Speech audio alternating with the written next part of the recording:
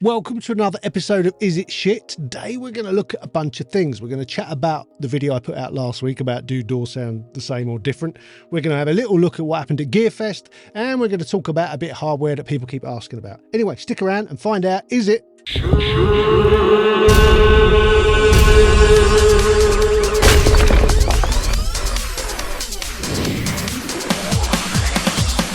Welcome back everybody to another episode of Is It Shit? Today's going to be a bit of a roundup of what's happened over the last week because I went to Gearfest last Saturday, which was a lot of fun. I'm going to talk about that in a minute. But first of all, we have to talk about the video I put out last week about different doors sounding the same or sounding different.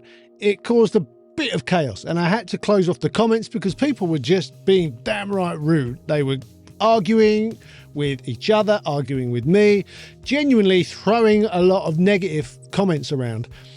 Look, I think we proved something, but clearly I saw that I didn't go deep enough for a lot of you. A lot of you wanted to see a mix done on different doors and then null testing those. It can be done. Whitesea put a video out about 5 hours after mine, did exactly that. There was a few pops and clicks and things, and I think that was down to pan law, and also the fact that when you push a fader up and it says you've gone up 1 on a door, on another door that same 1 might not be the same amount of volume it's adding.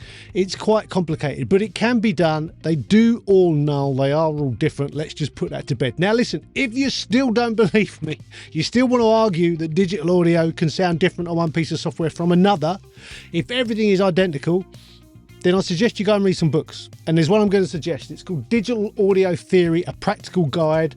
It's written by a guy called Christopher L. Bennett, and it's on, Focal Press. Go and check it out. It explains all of this stuff, everything about Nyquist, everything about oversampling and dithering and all the various things you need to know before you start chipping in with your opinions on what digital audio is or isn't. But trust me, what it isn't is different to somebody else's digital audio.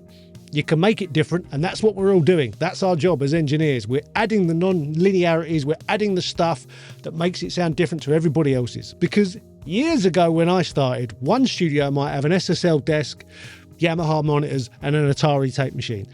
A studio next door might have an MCI desk and an MCI tape machine. They might have Tannoy monitors, and that would sound different. And that was okay. We got different sounds. And there might be another studio over the road that has an API desk and has completely different monitors, completely different tape system. They were all different and they all sounded different. Everyone was chasing the next big sound. And I guess in the 80s, SSL started taking over a lot of mixes. I think it was something like 4 out of 5 mixes in the top 10 were SSL by the mid 80s. People were chasing the same sort of sound. Now we have the same sound all the time, and we use other things like going hybrid, or we use non-linear plugins to try and develop our own sound from there. But we're starting at a base level of the same.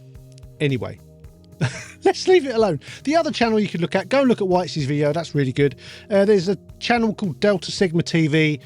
They've done a lot of this stuff. Go and have a look. Let's just put it to bed for now. If you don't agree with me, that's fine. I'm not going to argue with people that don't believe in maths. I'll let you argue on your own. Anyway, enough of that. Let's get on to Gearfest. Gearfest was a lot of fun. I went last year. Last year was great. This year was, I would say, significantly better. Not because it was a better thing, really. I think I just met more people, more interesting chats, maybe just a better vibe generally overall. Anyway, I have to mention a few people. I met Paul Third. That was really cool. Wanted to meet Paul for a long time. Really like his show, so that was cool. Met Ed as well, Ed Thorne, who they do a lot of stuff together now with their podcast. Nice chap, nice to meet him.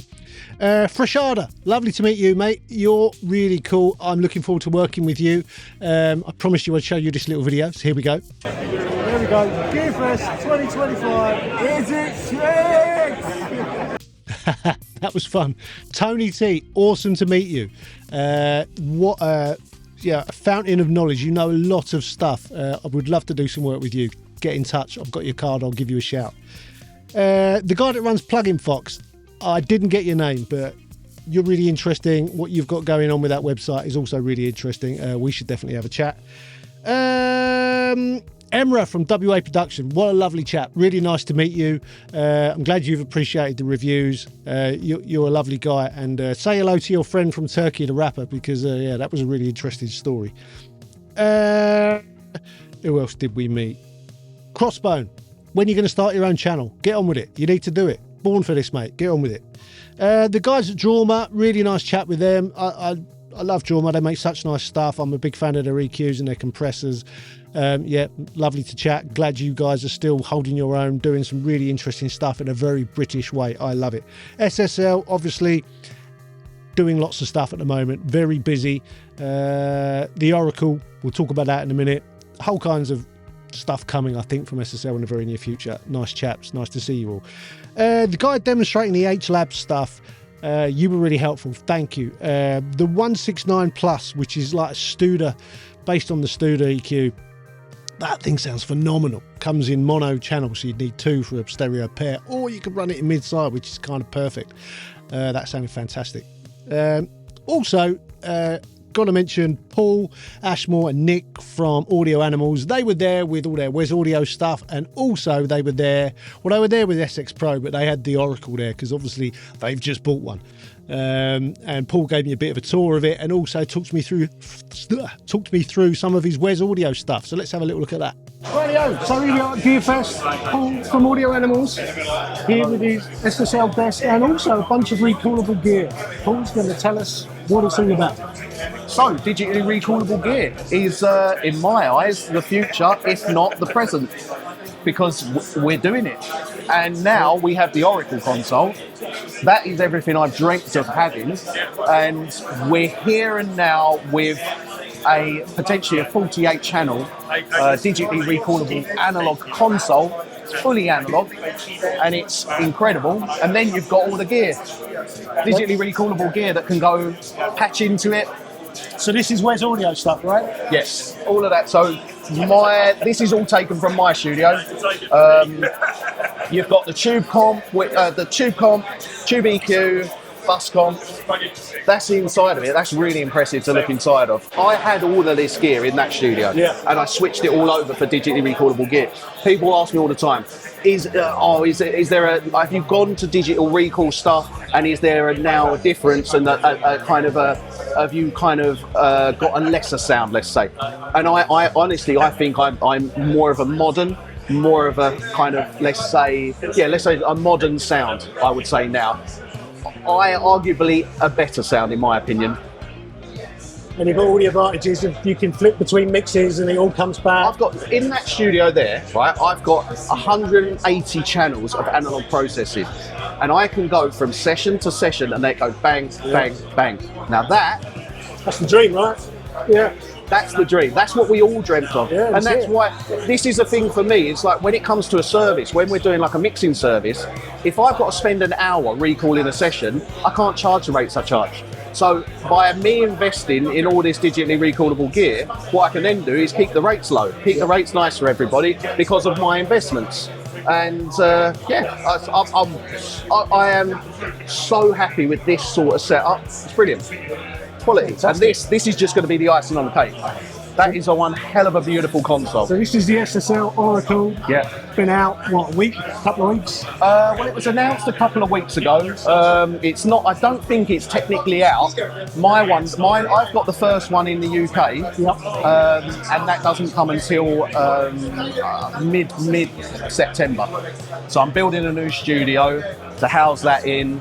And it's going to be, I worked it out the other day at 280 something channels of analog processing that's going to be digitally recallable like that. That's insane. It is insane. That sounds like a good series of YouTube videos coming up. Well, I'm going to do a series of YouTube videos called Caffeine and Consoles, where I literally sit down with a cup of coffee and just go through the manual, showing how that console works, because I want to learn it. Yeah. And the best way for me to learn it is to go through the manual, do a video on each section of the manual, and then hopefully by the end of the manual, I'll actually know every feature that it's is capable of doing. But we'll see. I look forward to watching that. Big thanks to Paul, Audio Animals, SSL, Wes Audio, here at Gearfest.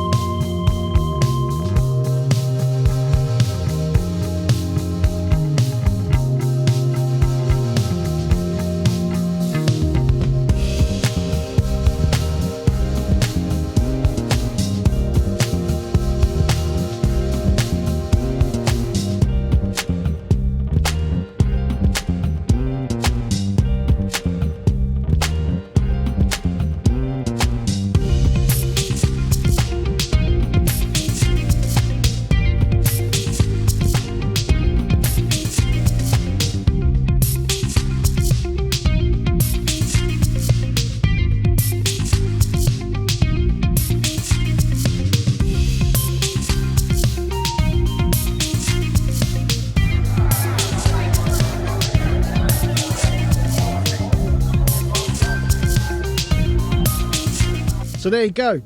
Gearfest. It was just a lot of fun. You know, real nice bunch of people. And this is one of those weird jobs where we spend a lot of time in a room, much like this probably, on our own. So the opportunity to connect and talk to people and just generally socialise and chat about what we do, whether it's moaning about the industry or saying how good it is. And, you know, there was a lot of positivity. I think there was a lot of positivity. It was really interesting. There were a lot of people asking each other questions and not being shy to do so.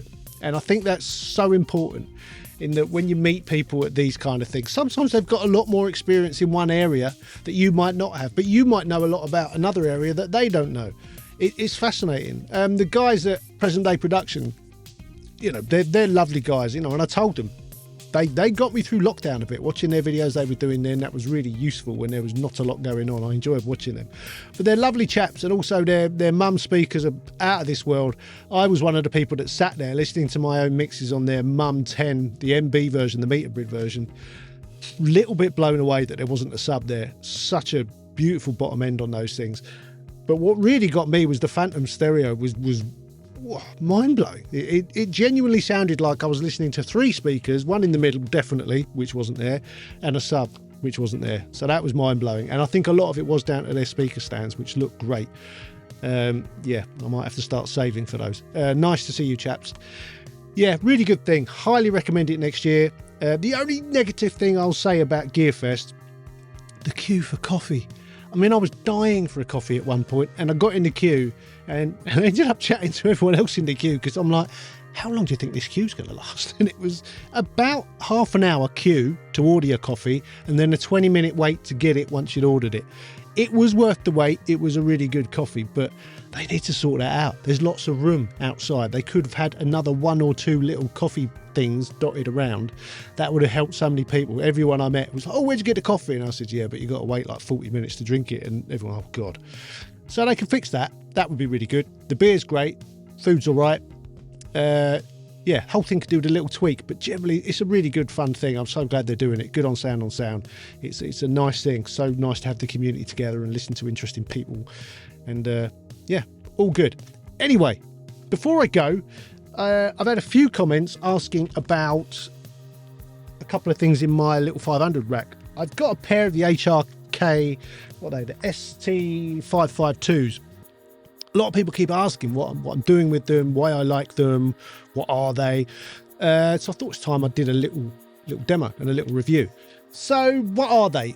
A lot of people think they're copies of the, what do you call it? It's the Neve, what is the Neve? What is it? The 542, the 500 series tape, you know, hardware tape emulator things. I guess they're based on it, but they don't sound like it at all. I would argue they sound significantly better. Just different. Different is probably the best way to put it. They are hardware analog tape emulators, and I have a matched pair, but I run them in mid-side. So the one on the left, that's dealing with the mids. The one on the right is dealing with the sides. As some of you might know, I'm a little bit obsessed with adding saturation to the sides only. It's a really nice trick in mastering. I sometimes do it on the mix bus. It brings a track alive, and it's also a little sneaky little trick because it's a completely separate unit and you've got a trim control. I can nudge up the level of the sides just a bit, and it just gives everything a really nice vibe. Anyway, let's quickly go through what these things do and how they work, and then you can have a listen. So at the top, as I said, it's a trim control, 0 in the middle, cut boost. You've then got the tape button on off, turn the tape emulation section on or off. And the top knob there is drive. And then you've got a button which flips between 30 inches per second and 15 inches per second. 15 is a grungier sound, 30 is more clean. Below that, you've got the mix for the tape. So the amount of tape you're adding, and then the mix of it. And then you've got a button underneath that which turns your fabric on and off. Fabric it's another form of saturation. These have got transformers in. It's transformer-based saturation. And then you've got, once you've turned it on or off, you've got the mix control where you can add more or less of it to the signal. You've then got the blue or red switch, which lights up either blue or red. And it's two different kinds of saturation. One is slightly toppier, I would say, than the other one. You've got 2 meters, you've got a level meter, and you've got a drive meter. they're pretty good value for money. They're $299 a piece. So, you know, for $600, you're getting a pair. And I say you can run it in mid-size, which is a bit of a cheat mode. It's a really cool thing.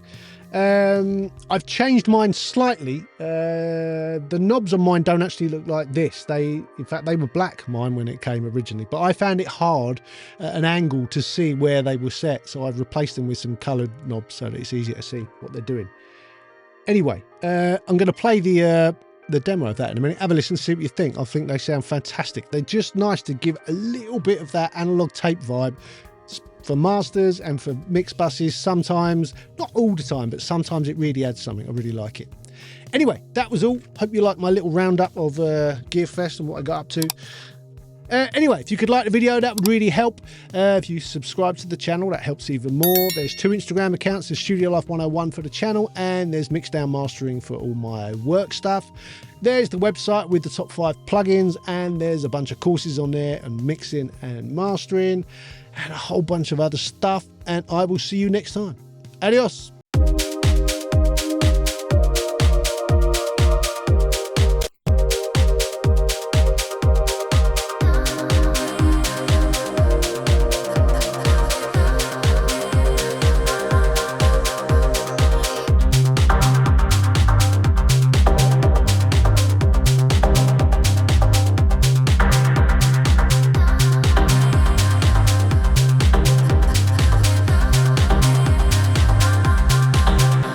You call